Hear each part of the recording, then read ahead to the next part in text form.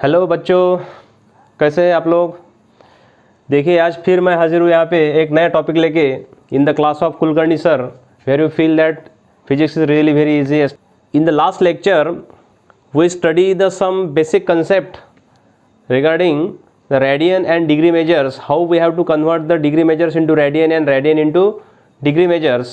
So according to the topic of our chapter, अपने chapter का जो नाम है ओके उसके अकॉर्डिंग अगर हम देखते हैं तो मेजरमेंट्स करना है हमें क्या करना है बेटा, मेजरमेंट्स। तो मेजरमेंट्स हम किन चीज़ों का मेजरमेंट्स करते हैं, तो हम मेजरमेंट्स करते हैं बेटा फिजिकल क्वांटिटीज़ का। Physical quantities, whatever the physical quantities are in our syllabus or in our study, that all physical quantities can be measured very well. So out of that some physical quantities I have taken here today the length. So measurement of length is the topic of discussion. Okay, so is particular topics के अंदर कुछ की points मैंने यहाँ पे लिख के रखे हैं। देखिए क्या है, क्या क्या हमें यहाँ स्टडी करना है। देखिए की पॉइंट्स, मेजरमेंट ऑफ लेंथ, इसके अंडर में हमें क्या क्या स्टडी करना है। हम लेंथ तो मेजर कर रहे हैं, लेकिन लेंथ मेजर करने के लिए जैसे आपको और सबको पता है कि हमने जब मेजरमेंट ऑफ लेंथ और मेजरमेंट ये टॉपिक मैंने आपको पढ़ाया था, तो मेजरमेंट लेने के लिए हम जो यूनिट्स, कुछ रेफरेंस स्टैंडर्ड जो यूज़ करते हैं, तो उन रेफरेंस स्टैंडर्ड की हेल्प से ही हम कोई भी चीज़ क्या कर सकते हैं, मेजर कर सकते हैं। ठीक है ना। एनी क्वांटिटी और any physical quantity can be measured with the help of some reference standard. So for particular measurement that is length, if we have to measure the length then we have to consider the some reference standard. So for this reference standard we will consider the meter. It is the unit of length. Okay, so what we have to study today, we will learn the meter, the concept of meter, how 1 meter can be defined. मतलब 1 metre को हम compare करेंगे उस distance को कि जो distance light cover करता है 1 second में। ठीक है, तो मीटर हम देखेंगे। देन हमें स्टडी करना है parallax method. What is parallax method? तो पैरालैक्स मेथड में हम एक्चुअली मेजरमेंट ऑफ लेंथ ही स्टडी करेंगे। मतलब whatever the objects which are far away from the earth, okay, that objects can be measured with the help of parallax method. Then in this parallax method हमें किन किन points का हम study करने वाले हैं। देखिए पैरालैक्स एंगल हम study करेंगे इसमें, how parallax angle made, how we have to measure that parallax angle. Then हम मेजर करेंगे distance of planet from earth. अगर कोई प्लैनेट है और उस प्लैनेट का अगर हमें डिस्टेंस फाइंड आउट करना है फ्रॉम अर्थ, तो वो कौन सी मेथड है जिस मेथड को यूज़ करके हम डिस्टेंस ऑफ प्लैनेट फ्रॉम अर्थ निकाल सकते हैं, वो भी हमें आज क्या करना है, स्टडी करना है। Then we have to study the distance of star from the planet, sorry from the earth. Earth से अगर हम किसी प्लैनेट का डिस्टेंस अगर हम निकाल सकते हैं, तो उसी मेथड से हम किसी फार अवे स्टार का डिस्टेंस भी हम निकाल सकते हैं। कहाँ से? अर्थ से। Okay, so we can measure the distance of star okay from earth. Then we have to consider, we have to study the size of planet, that is diameter of planet from the अर्थ।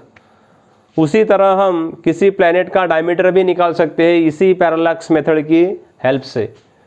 So don't worry dear student, इन सभी चीज़ों का आज हम पूरा study करेंगे और आपको फील होगा कि actually how length is calculated in physics, how length is measured. Okay, तो don't worry, now we will start the measurement of length. Clear? So dear student, पाहता इथे मी मीटरची डेफिनेशन लिहून ठेवलेली आहे. काय होते मीटरच्या डेफिनेशनमध्ये काय काय दिलेलं आहे तुम्हाला बघा इथे या ठिकाणी. Okay, so metre is the length of path traveled by the light in vacuum during a time interval of 1 upon this much of second. म्हणजे आपल्याला माहिती आहे की लाईट एका सेकंदामध्ये जवळपास 3 लाख किलोमीटर म्हणजेच 3 × 10⁸ मीटर पर सेकंड एवढा डिस्टन्स कव्हर करतो. मग ते अप्रॉक्सिमेट व्हॅल्यू आपण घेतलेली आहे 3 × 10⁸. ओके, मी लिहितो इथे बघा, I can write here 3 × 10⁸ metre per second. म्हणजे एवढ्या मीटरला लाईट एका सेकंदामध्ये ट्रॅव्हल करत आहे, म्हणजे कव्हर करत आहे. तर याची ओरिजिनल व्हॅल्यू जर आपण घेतली तर ती ॲक्च्युली 3च्या आसपास आहे, म्हणजे अप्रॉक्सिमेटली इक्वल टू 3 आहे ती. तर ती धिस मच ऑफ व्हॅल्यू येते. तर या व्हॅल्यूला आपण कन्सिडर केलेला आहे एका सेकंदासाठी, म्हणजे लाईट एका सेकंदामध्ये एवढी डिस्टन्स काय करतो तो कव्हर करतो. म्हणजे हे कशामध्ये आहे, हे मीटरमध्ये आहे बेटा. ओके, तर याचा जर तुम्ही एक भाग कन्सिडर केला लक्षात, म्हणजे आता लाईट एवढा डिस्टन्स कव्हर करत आहे एका सेकंदामध्ये, तर याच्यापैकी हे एवढे मीटर आहेत, तर याच्यातला जर 1 मीटर मी घेतला तर काय होईल, याच्यापैकी 1 म्हणजे 1 धिस मच व्हॅल्यू. ओके, तर अशा प्रकारे आपण मीटरला डिफाईन करतो की लाईट एका सेकंदामध्ये जेवढं डिस्टन्स कव्हर करतो त्या डिस्टन्सचा एक भाग म्हणजे झाला metre. Okay, are you getting or not? Yes. Means I repeat, the metre is the length of path travel by the light in the vacuum during a time interval of 1 this much value of second. Clear? म्हणजे आपल्याला आता measurement of लेंथसाठी एक reference standards मिळालेला आहे आणि ते reference standards आपण घेतलेला आहे metre. So consider the parallax angle. आता आपल्याला पॅरालॅक्स अँगल कन्सिडर करायचा आहे. तर ही पॅरालॅक्स मेथड ॲक्च्युली आपण कशासाठी यूज करतो हे सुद्धा आपल्याला माहिती पाहिजे. This particular parallax method is use to measure the distant object from the earth. अर्थपासनं खूप दूर असणाऱ्या ऑब्जेक्टचं डिस्टन्स जर आपल्याला कॅल्क्युलेट करायचं असेल तर ते आपण सहज कॅल्क्युलेट करू शकतो बाय द पॅरालॅक्स मेथड. कारण की आपल्याला माहिती आहे की जे शॉर्ट डिस्टन्सेस असतात ते शॉर्ट डिस्टन्सेस आपण डायरेक्ट मेथडनी मेजर करतो with the help of scale, with the help of what ever the small objects, that is vernier calliper आपण यूज करतो, त्यासाठी स्पेरोमीटर यूज करतो, लक्षात, मिलीमीटरची स्केल यूज करतो. ह्या झाल्या डायरेक्ट मेथडच्या सर्व एक्झाम्पल्स. परंतु जे लार्ज डिस्टन्सेस असतात ते लार्ज डिस्टन्सेस जर आपल्याला कॅल्क्युलेट करायचे आहेत, then we have to use the parallax method in which we measure the large distant objects from the earth. So what we have to do in this parallax method? या parallax method मध्ये आपण काय करतो, तर parallax method मध्ये पहा, लक्ष द्या, सपोज आपल्याला एखादा प्लॅनेट बघायचा आहे, याचा अर्थ आपल्याला त्याचा डिस्टन्स कॅल्क्युलेट करायचा आहे, मेजर करायचा आहे, कुठून, फ्रॉम द अर्थ. ओके, और we have to suppose this is a planet, any planet, and this is earth. And in second case we can observe the star.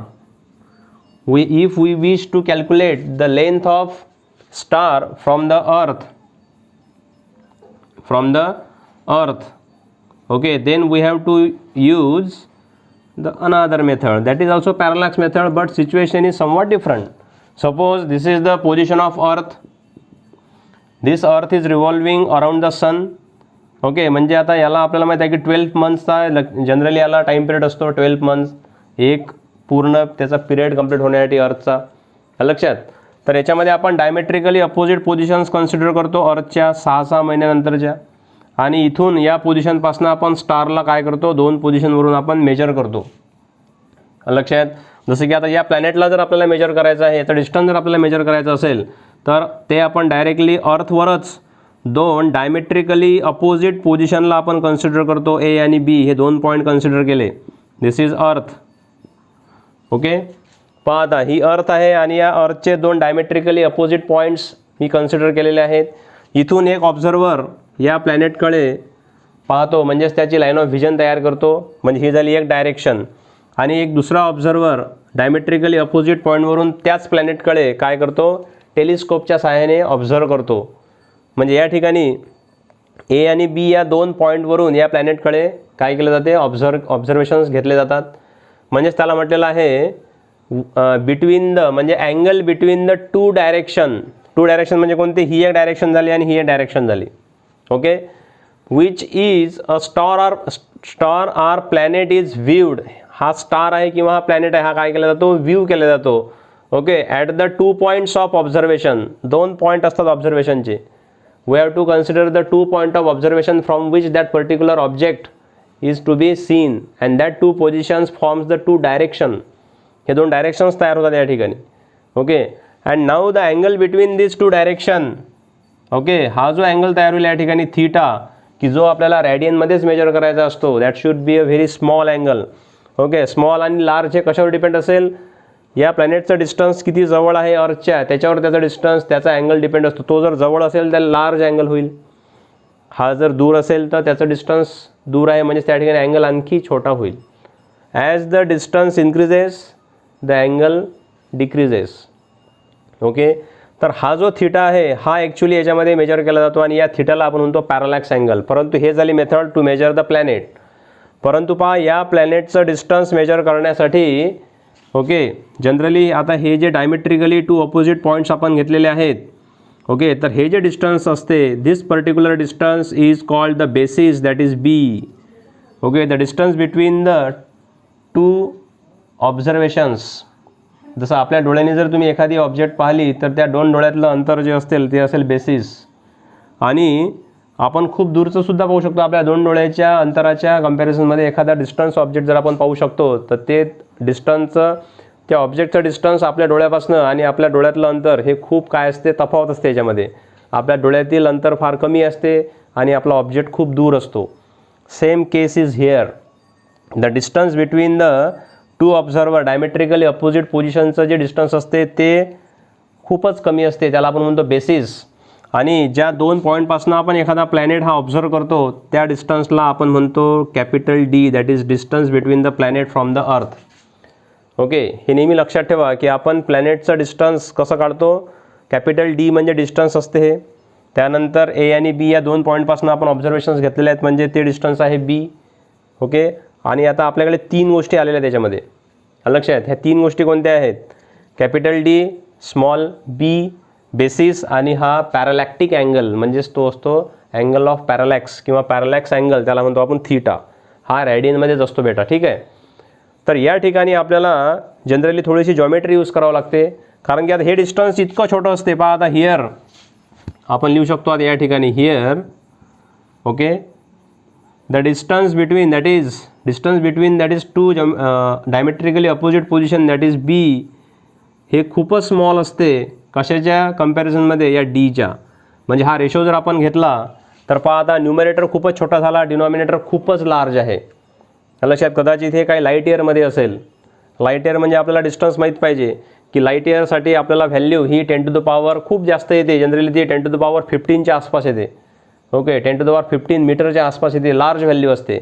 आणि आपण जर डायमेट्रिकली अपोजिट पोलला जर उभा आपण पृथ्वीच्या, अर्थच्या, then the diameter of earth we know that. Okay, near about 13,000 kilometre. This is 13,000 kilometer only, and if we see the distance between the any planet which is to be in observation from the earth, that particular distance is very large as compared to the basis. So here numerator is very small and denominator is very big. So this ratio is very very small, very less than 1. हा खूपच कमी येईल ratio या ठिकाणी, 1च्या पेक्षा फार कमी येईल. ओके, अगर हम इस रेशो की अगर हम बात करते हैं तो इस रेशो की वैल्यू अगर हम कैलकुलेट करेंगे as the distance of this particular diametrically opposite point and distance of this particular between the planet and earth, अगर हम इन दो वैल्यूज़ का रेशो अगर हम लेते हैं तो इसकी वैल्यू बहुत ही कम आती है 1 से. Okay, so on the basis of this geometrical figure we can write here. एक गोष्ट आणखी तुम्हाला मी इथं सांगू इच्छितो की जेव्हा आपण हे अंतर खूपच कमी घेतो तर हे अंतर इतकं कमी असते की जनरली या ठिकाणी आता आपल्याला हे सरळच म्हणजे आपण एक प्रकारचे लेंथ ऑफ आर्क घेतो आपण या ठिकाणी. This is the length of arc because as considered this is the part of one kind of circle. So this is the central angle of this circular manner. This is the part of arc. Okay, whose value is b, whose length is b. This is the radius, that is d, and this is the central angle. So on the basis of this we have the formula central angle geometry कडनं आपल्याकडे एक formula आहे central angle theta. Okay, central angle theta is equal to काय असते बेटा, arc length that is L upon radius, that is शॉर्टकटमध्ये लिहितो मी theta is equal to L upon R. बघा आता एल म्हणजे काय आहे, लेंथ ऑफ आर्क आहे. आर म्हणजे काय आहे, डिस्टन्स बिटवीन प्लॅनेट अँड अर्थ आहे. यांचा रेशो मी इथे घेतलेला आहे बघा. L is the arc length म्हणजेच बी इज द बेसिस.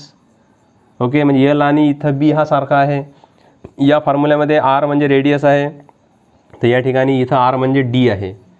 याची व्हॅल्यू ही एकपेक्षा फारच कमी आहे आणि हे जनरली इक्वल असते सेंट्रल अँगलच्या. लक्षात याच फॉर्म्युल्यावरून आपण लिहू शकतो की आपल्याला जर समजा एखादा object, suppose this is the object, okay, और the planet which is some at a distance from the earth, and if we have to calculate the distance of this planet from the earth, then we can use the formula on the basis of this particular basic formula. याच फॉर्म्युल्यावरून तो काय तयार होईल मग, जसा आपल्याला माहीत असतो की theta is equal to L upon R, त्याचप्रमाणे आपण या ठिकाणी घेतो theta is equal to B upon capital D. Okay, so what we have to calculate. आपल्याला याच्यातल्या दोन गोष्टी माहीत असतात. दोन गोष्टी माहीत म्हणजे कोणत्या, आपल्याला पृथ्वीच्या डायमेट्रिकली अपोजिट पॉईंट्समधलं डिस्टन्स माहीत असते. ओके, ते डिस्टन्स म्हणजे कोणता आहे, बी आहे, बेसिस ज्याला म्हणतो आपण. त्याच्यानंतर कॅपिटल डी आपल्याला काढायचा असते, म्हणून आपण कॅपिटल डी घेतो इकडे, म्हणून बी अपॉन काय होईल थीटा. मग तुम्ही सांगितलं सर थीटा कसा काय कॅल्क्युलेट केलेला आहे. थीटा तर आपल्याला डायरेक्ट इथं आणि इथं दोन्ही लोकांनी जर याच्याकडे पाहिलं तर अँगल कसा काय मेजर होईल. तर बेटा हा पर्टिक्युलर जो थीटा आहे याला मेजर करण्यासाठी सुद्धा आपल्याला एक रेफरन्स प्लॅनेट म्हणा किंवा रेफरन्स एखादा ऑब्जेक्ट आपल्याला कन्सिडर करावा लागतो की जो फार अवे असतो. लक्षात आहे की ज्याची व्हॅल्यू आपण कॅल्क्युलेट करताना याच्याकडे पाहताना, जसं मी तुम्हाला ट्री आणि हाऊसचं उदाहरण दिलं होतं, त्याचप्रमाणे समजा आता हे हाऊस आहे आणि एक ट्री असतो याच्या मागे खूप दूर, तो खूप लार्ज डिस्टन्सवर असतो की त्याच्याकडनं येणारा लाईट हा जनरली काय असेल, पृथ्वीवर पॅरलल असेल. आपल्याला माहीत आहे की ॲज द डिस्टंट ऑब्जेक्ट और ॲज द डिस्टंट ऑब्जेक्टचा जो लाईट असेल तो पृथ्वीवर कसा येतो, पॅरलल येतो. म्हणजे हा एक पॅरलल रेज असतो. या रेजला आपण रेफरन्स कन्सिडर करून याच्या कम्पॅरिझनमध्ये हा अँगल किती तयार झालेला आहे, ओके, याला आपण अशा प्रकारे कन्सिडर करतो. हा अँगल आणि हा अँगल इक्वल असतो, कारण की पहिले या रेफरन्स खूप लांबच्या स्टारकडे पाहिले जाते दुर्बिणनी, त्याच्यानंतर दुर्बिणीला अशा प्रकारे टर्न करून कितीचा अँगल तयार झाला हा अँगल मेजर केला जातो याला रेफरन्स प्लॅनेटला कन्सिडर करून, आणि या अँगलच्या इक्वल हा हाफ अँगल तयार होतो या ठिकाणचा इकडचा. ओके, याची पोझिशनचा सेंटर आपल्याला माहीत असतो. हा अँगल आणि अर्धा अँगल हा काउंट केला जातो. त्याचप्रमाणे याचा रेफरन्स आणि नंतर दुर्बीण थोडीशी स्लाइटली असं करून हा अँगल मेजर केला जातो. हा अँगल आणि हा अँगल मेजर केला जातो. मग याची आणि याची ॲडिशन म्हणजे हा पूर्ण. ओके, सो अशा प्रकारे हा थीटा आपल्याला माहीत असतो, बी माहीत असतो, त्याच्यावरून आपण डी काढू शकतो. So this is the method. Okay, so this is the method to find the distance of planet from the earth. Okay, मी तुम्हाला ते पॅरलॅक्स अँगल सांगताना सांगून टाकलं, पहा काय काय याच्यामध्ये. ओके, म्हणजे तुम्हाला जर पॅरलॅक्स अँगल जर काढायचा असेल तर आपल्याला हा फॉर्म्युला आहे, ठीक आहे. परंतु याच फॉर्म्युल्यावरून आपण डिस्टंट प्लॅनेटला आपण मेजर करू शकतो, म्हणजे त्याची लेंथ मेजर करू शकतो आपण. म्हणजे हा प्लॅनेट काहीतरी अंतरावर होता पृथ्वीपासून, आणि या प्लॅनेटचं अंतर जर आपल्याला पृथ्वीपासून काढायचं असेल तर त्यासाठी आपण ही अशा प्रकारची पॅरलॅक्स मेथडची जी कन्सेप्ट आहे ते आपण यूज करतो. लक्षात. मग राहिला विषय, आता हा झाला प्लॅनेटचा, आता राहिला विषय स्टारचा. तर स्टारला आपण कसं कन्सिडर करतो, तर स्टारला सुद्धा आपण स्टारचं अंतरसुद्धा आपल्याला कन्सिडर करण्यासाठी स्टार हे 3 प्रकारचे कन्सिडर करतो आपण. किती अंतरावर आहेत त्याच्यावरून त्याचे क्लासिफिकेशन किंवा त्यांना आपण क्लासिफाईड करतो. जर जवळचा स्टार असेल तर तो आपण म्हणतो त्याला नियर स्टार. त्याच्यापेक्षा खूप जास्त दूर असेल तर त्याला म्हणतो आपण मीडियम डिस्टंट स्टार. आणि त्याहीपेक्षा ओके उससे भी बहुत दूर, मतलब बहुत ज़्यादा दूर डिस्टेंट पे अगर वो सिचुएटेड है तो उसे हम बुलाते हैं फार अवे स्टार. जैसे कि इस प्लैनेट का डिस्टेंस कैलकुलेट करने के लिए हमने फार अवे प्लैनेट को रेफरेंस में लिया और उसी की रेफरेंस के हेल्प से हमें ए थीटा की वैल्यू हम कैलकुलेट कर सकते हैं. तो उसी तरह पर्टिक्युलर स्टारला जर आपल्याला कॅल्क्युलेट करायचं असेल, पर्टिक्युलर स्टारच्या डिस्टन्सला जर आपल्याला कॅल्क्युलेट करायचं असेल तर पृथ्वीचं जे डायमेट्रिकली अपोजिट पॉईंट असतील ते खूप छोटे ठरतील. त्याच्यासाठी मग आपल्याला काय करावं लागते, तर याच्यासाठी आपण generally orbit of earth around the sun जे सर्क्युलर पाथ आहेत त्याचा आपण हेल्प घेतो. त्यामध्ये काय करतो की जनरली पृथ्वी जर समजा सपोज एखाद्या डेटला या ठिकाणी असेल तर 6 महिन्यानंतर ती परत त्याच्या अपोजिट डायमेट्रिकली अपोजिट पॉईंटला येईल. Is it clear to everyone? Okay, म्हणजे आपण आता काय पाहत आहोत, distance of star from earth. तर या पॉईंटमध्ये आपल्याला काय बघायचं आहे बघा, लक्ष द्या. जर समजा आज पृथ्वी या पॉईंटला आहे, तर या पॉईंटपासनं या स्टारकडे एक डायरेक्शन म्हणजे एक अँगल एक डायरेक्शन आपण लाईन ऑफ व्हिजन तयार करतो. जसं की मी इथं लिहिलेलं आहे, पॅरलॅक्स अँगल.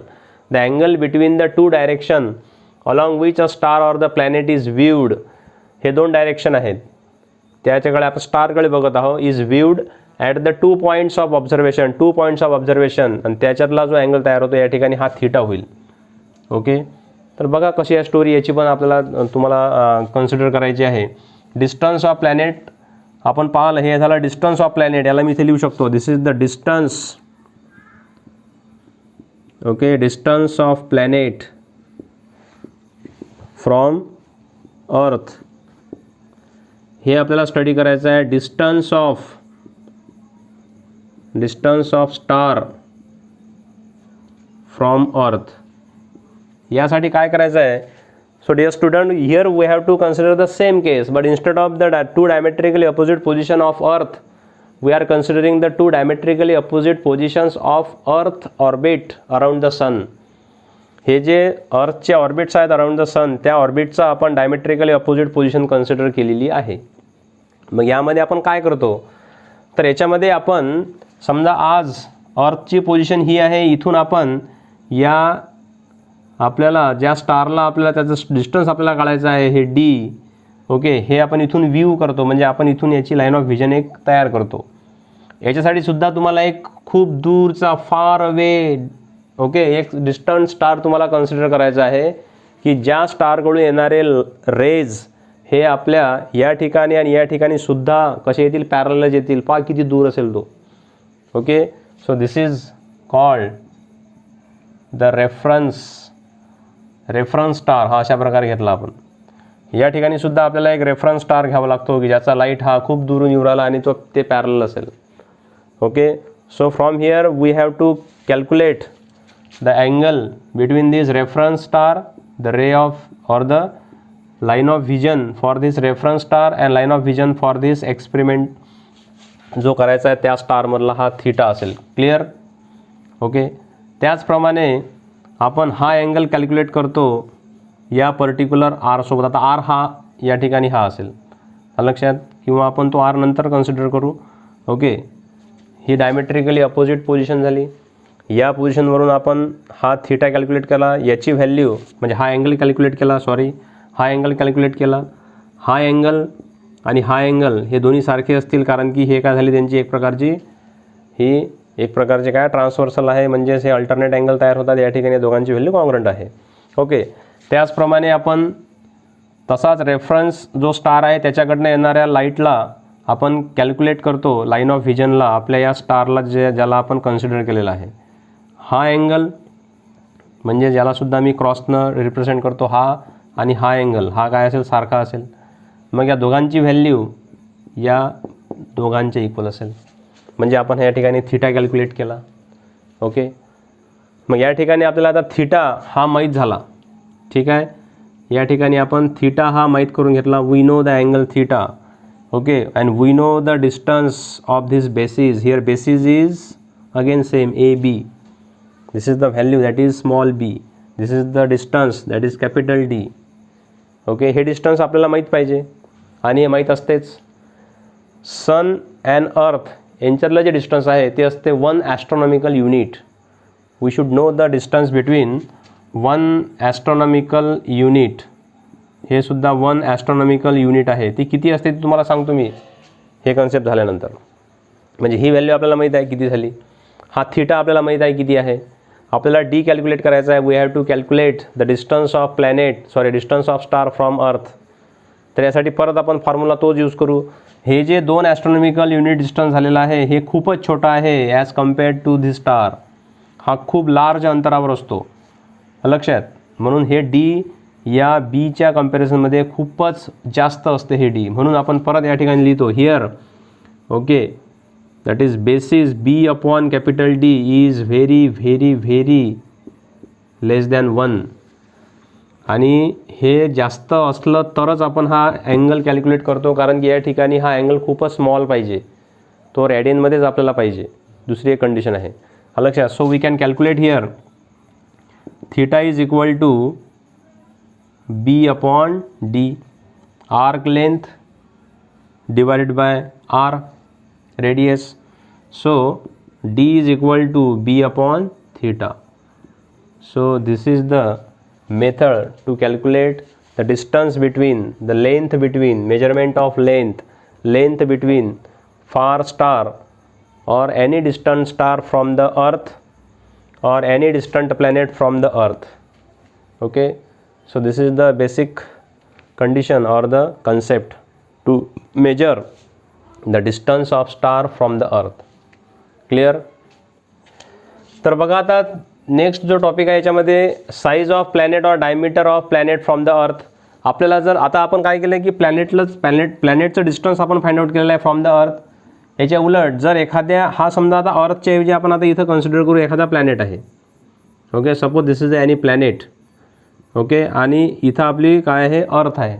तर या अर्थवरून आपल्याला या प्लॅनेटचं डायमीटर आपल्याला कॅल्क्युलेट करता येते विथ द सेम मेथड.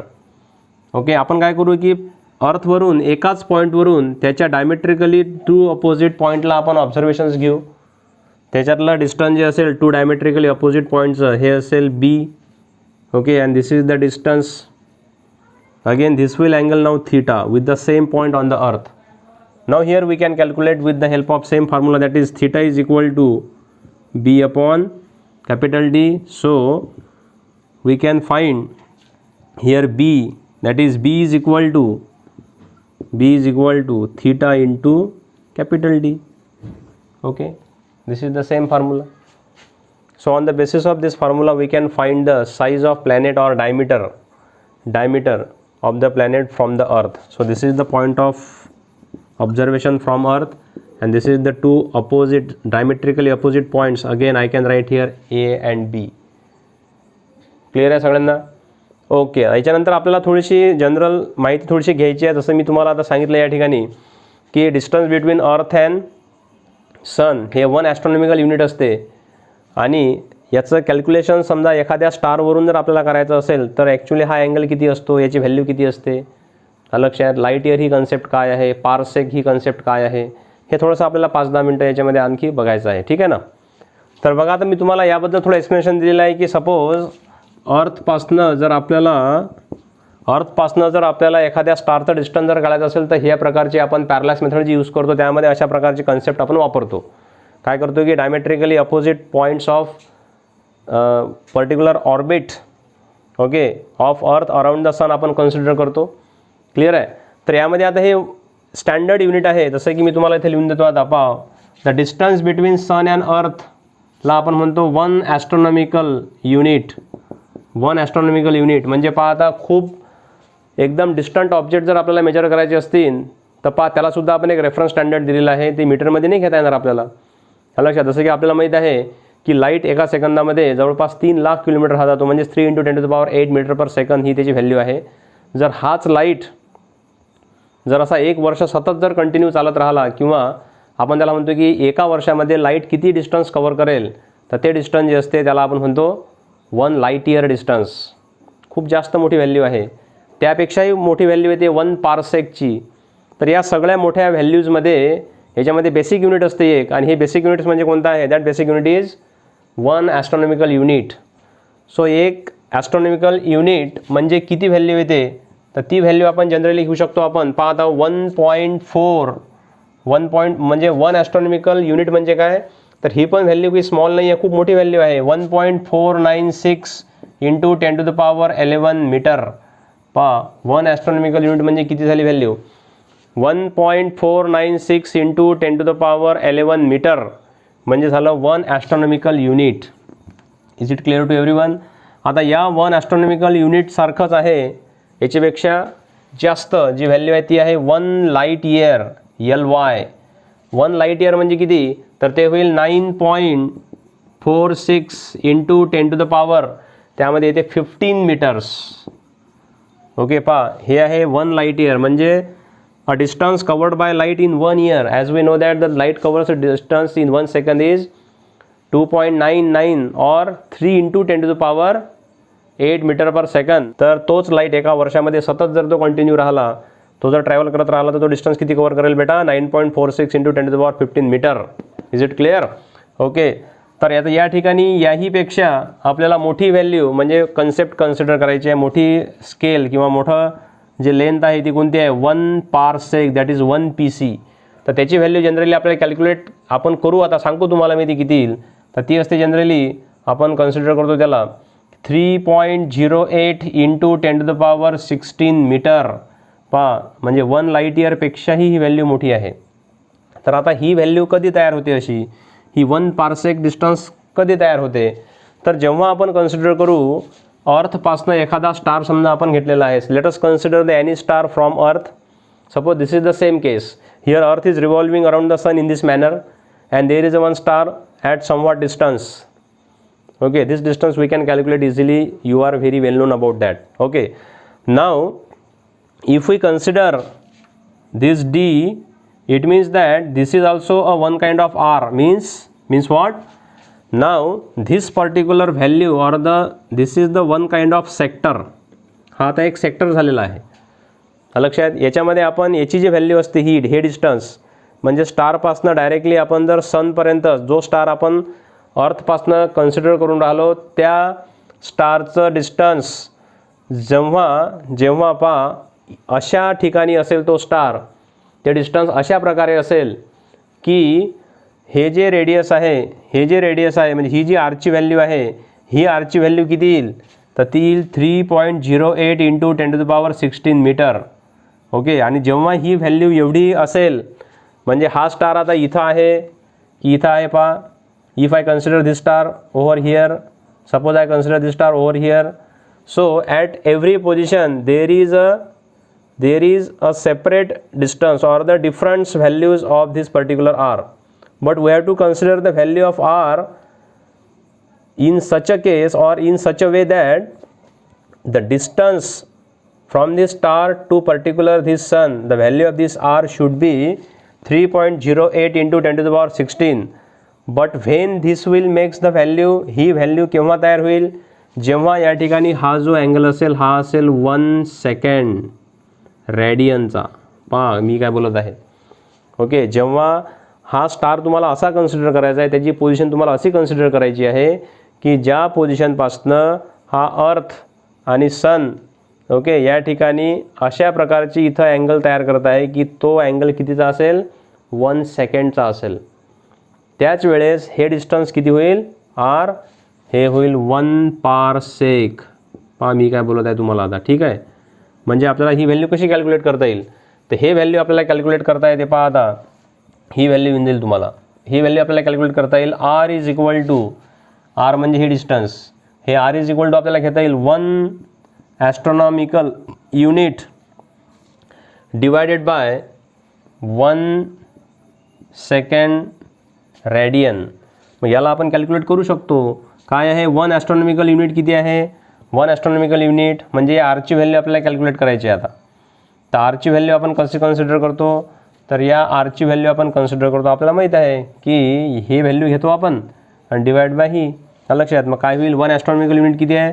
ती आहे 1.496 into 10 to the power 11 divide by, मी काल तुम्हाला एका सेकंदाची व्हॅल्यू काल काढून दाखवली, त्याचे फॉर्म्युले आपण पाहिले काल. किती आहे ती व्हॅल्यू? 1 सेकंडची व्हॅल्यू किती आहे आपल्याला माहीत आहे. ती व्हॅल्यू आहे generally 4.846 into 10 to the power -6. Okay. ही व्हॅल्यू काल आपण कॅल्क्युलेट केलेली आहे. लक्षात. 4.6 असेल किंवा 4.7 काही पण घ्या अप्रॉक्सिमेटली. ओके. 6 or 7. सो याची व्हॅल्यू जर तुम्ही कॅल्क्युलेट केली तर ही व्हॅल्यू होते 3.08 into 10 to the power 16 metre, म्हणजे ज्याला म्हणतो आपण 1 पारसेक. आणि हे जनरली असते approximately equal to 3.26 light year, म्हणजे अप्रॉक्सिमेटली 3.25 किंवा 3.3 म्हणू आपण. 3.25 लाईट इयर जेव्हा एकत्र येतील ओके तेव्हा कुठं 1 पारसेक तयार होईल. लक्षात. आणि हे पारसेक डिस्टन्स केव्हा तयार होते बेटा, जेव्हा हा अँगल कितीचा असेल 1 सेकंड रेडियनचा असेल. Okay, so this is also one concept related to the measurement of length. तर या मेजरमेंट ऑफ लेंथमध्ये आपण पाहतो की आपल्याला एन सी आर टीमध्ये पण दिलेलं आहे की मेजरमेंट करण्याच्या 2 पद्धती आहेत. एक डायरेक्ट मेथड आहे की जे आपण आपल्या आवाक्यातल्या जे आपल्याला लवकर इझी आहे अशा प्रकारचे आपण मेथड डायरेक्टली मेजर करतो, त्याला म्हणतो आपण डायरेक्ट मेथड. आणि जी दुसरी मेथड असते बेटा ती असते पॅरलॅक्स मेथड की जी आपण आज पाहिली. ओके, तर या सगळ्या गोष्टीला तुम्ही कन्सिडर करा आणि या व्हॅल्यूज सर्व तुम्हाला लक्षात ठेवायचे आहेत. ओके, स्टारला आपण कसं मेजर करतो, ओके, फार स्टारला कसं मेजर करतो, प्लॅनेटला कसं मेजर करतो, ह्या सगळ्या व्हॅल्यू आपल्याला कन्सिडर करावं लागतात. ठीक आहे, तर अशाच प्रकारचे रोज व्हिडिओ तुम्ही बघत चला. ओके, आणि तुम्हाला खरंच समजेल की सगळ्या गोष्टी कशा एक्सप्लेन केल्या जातात आपल्याला फिजिक्समध्ये. क्लिअर? Okay, thank you.